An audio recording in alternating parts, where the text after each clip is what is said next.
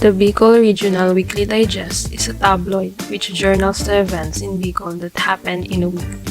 Real time is not observed in the organization because the events recorded happened already. Also, the organization is sometimes referred as referral for checking out fake news.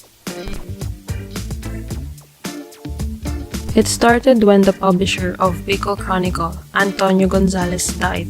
His sons, Ricky and Apo, must take over their father's legacy because newspapering is considered a business in the city. Bicol Chronicle started in 1969. They were ordinances with penalty passed by SPLY, which needs to be published as it is a requirement. So that's why the news organization receives an amount of 165,000 printing publication from the LGU. Judicial notices is regularly published and paid. Thus, this is the reason why newspapers functions as a livelihood. Sir Elmer is one of the people that changed the newspapering business. He applied what the Philippine Press Institute has conducted in seminars that caters newspapering as a livelihood. It is under the strict observance of ethics and business. First, a news organization or the printing press is a business. Of course, a printing press has expenditure. Although there is still a need for balance in business and journalism because credibility must be maintained. Sir Elmer stated that it is his foremost passion because when you work in the media, you belong to the intellectual community who are molders of public opinion, which are called the Fourth Estate. He shares that he enjoys his job because he helps the community.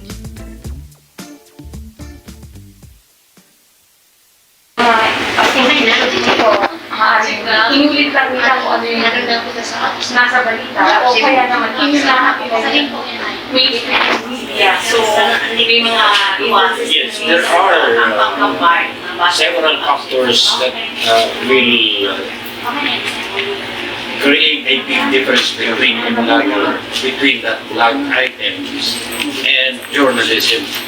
Because in journalism, there are the elements are very present that should not be missed by any practitioner, journalist. Because once you miss that point, to be fair, to be factual and fearless, that would boil down or perhaps misinterpret as a troll or a member of the farm. So dapat sir, hindi talaga ma-set aside yung traditional media natin. Yeah, that's right. And it is more on a investigative network, not on a marites basis. We teach about investigative journalism that there are three factors that the journalist should follow. First is the human trail, not only marites. You ask other people, human trail. You ask other person in authority, and then the next is paper trail, like documents, the notarized oath of a citizen or anybody. And the last is electronic trail. Electronic trail, you can access it via websites from our government offices. So at least to use these three factors, you present that before your audience, and then that is now a form of journalism. Plus your 5 W's and 1 H, or 5 wives and 1 husband, plus the nutcrack of someone. So, during the early days of your company, what were the challenges encountered by you and your employees? The challenges was number one, I earned 11 libel cases in my 10-year media practice.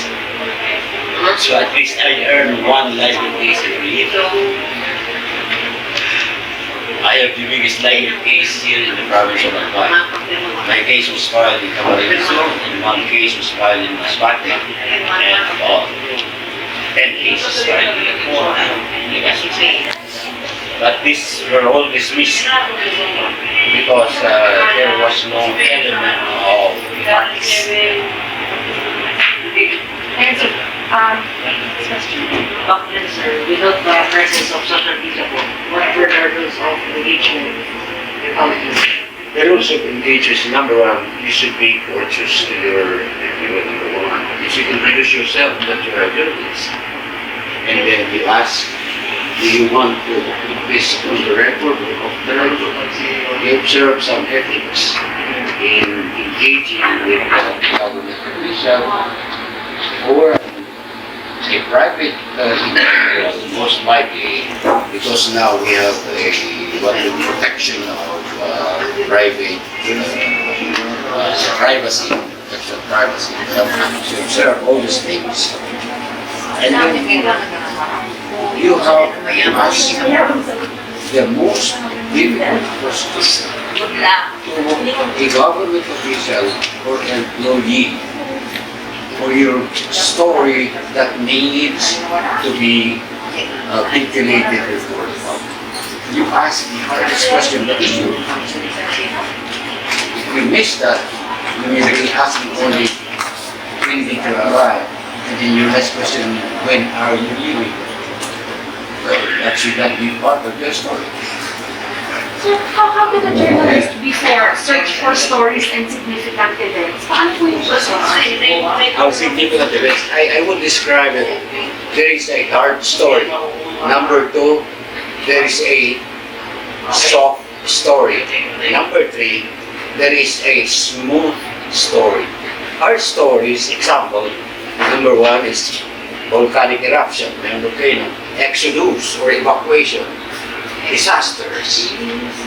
And the soft story is inauguration, ordinary, transfer of command. But the smooth story, this is going on smoothly. You will read this every time there is what we call human interest. There is a narrative of ordinary people. That is a smooth story. Did your company's vision change? Change over time. Why? Change. How did we change? Did it change, sir, as time passed by? Company? Yes. The mission and vision. Of course. Someone would seek always for a greener pasture.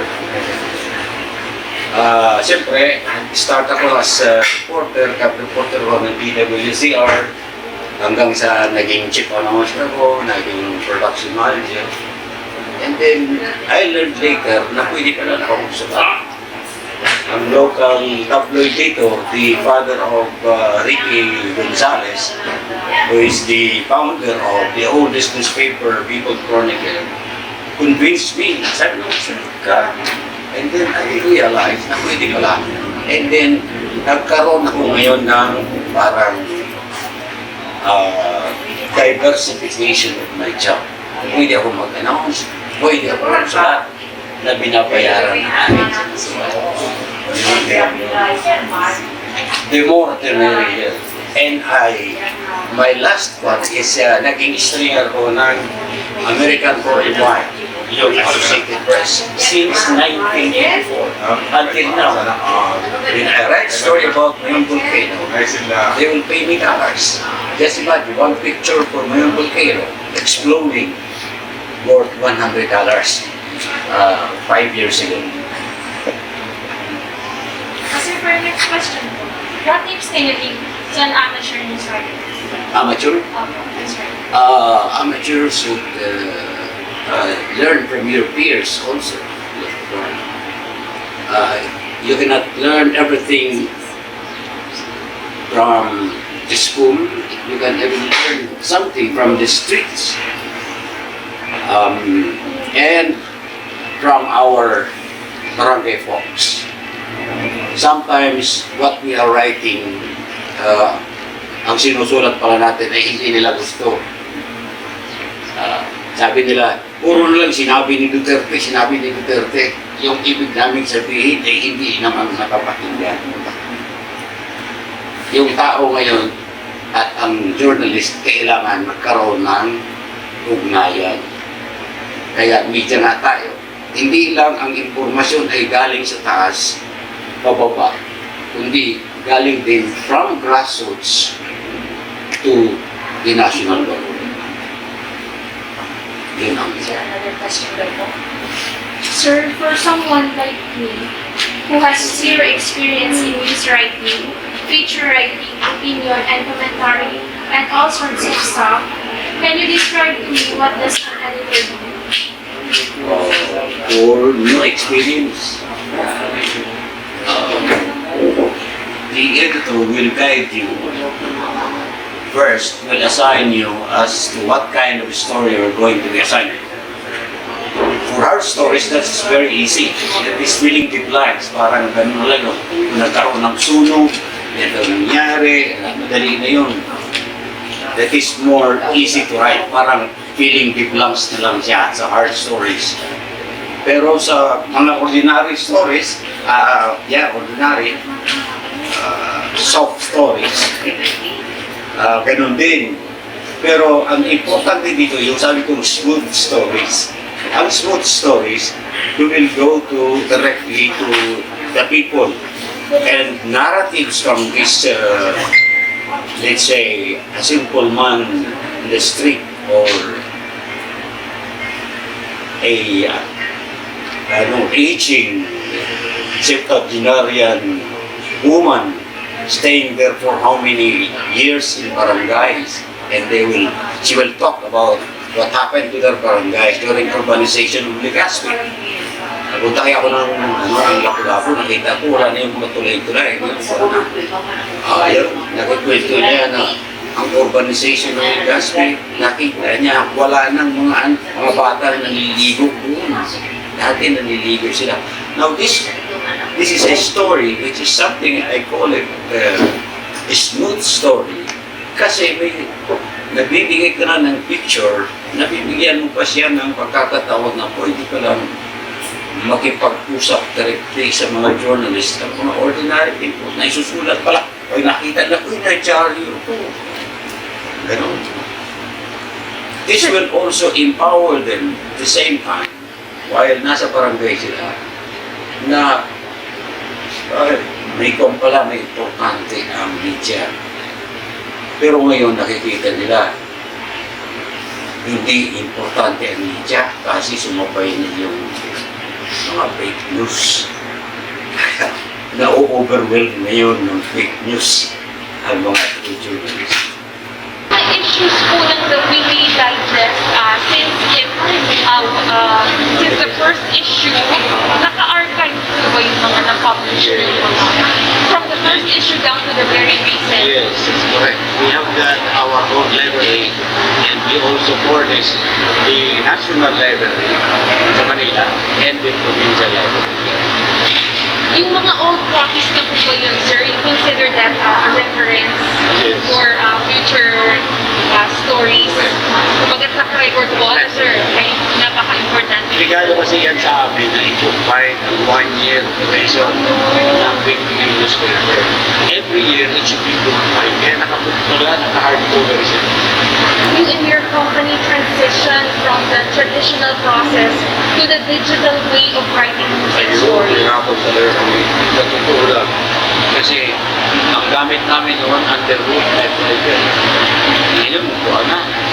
Desktop. Hirapan ko. Sa telepono noon, ang dialing pa, compact, analog. Pero ngayon, instant na. Ang camera namin noon, mayroong film. Ngayon, wala na. Dinidevelop pa namin sa dark room. I realize na ang journalism pala ay hindi dapat stagnant. Kailangan umagay ka sa panahon na dumadaan. Magkaroon na ngayon ng journalism, different landscapes of journalism dahil sa digitalization. Mayroon na tayong tinatawag, yung tinatawag lang ng dalawa ang media, print and broadcast. Ngayon, dalawa pa rin siya, print, digital, and broadcast. Kaya, Ngayon po sir, may digital platform po kayo, ang The Weekly Digest. may digital na talaga ngayon. Gumagamit pa rin kami tinatawag na mobile journalism. Kasi mas fast and very accessible. Mas fast siya. Unlike before, pinapadala pa namin siya plano, video, pasa na lalabas na story.